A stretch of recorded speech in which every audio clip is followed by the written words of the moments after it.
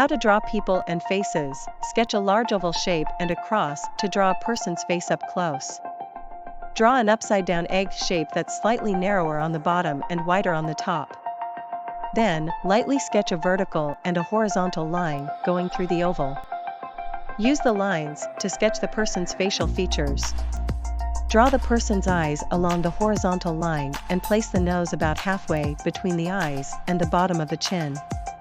Sketch eyebrows above the eyes, then add the ears so that the bottoms of the ears line up with the bottom of the nose, and the tops of the ears line up with the eyebrows.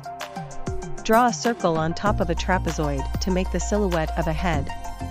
If you're drawing a person from a little further away, the picture will look more realistic if you create the shape of a skull.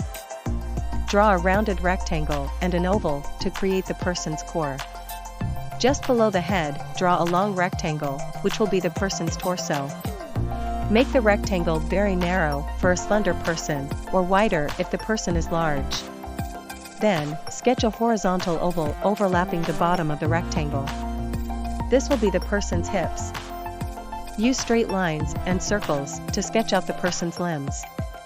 Use a straight line to represent each segment of the person's limbs, like their upper and lower arms and legs. Then, draw small circles anywhere that the person bends, such as their shoulders, knees, elbows, and wrists. Fill in clothing and other details once the person's body is sketched out.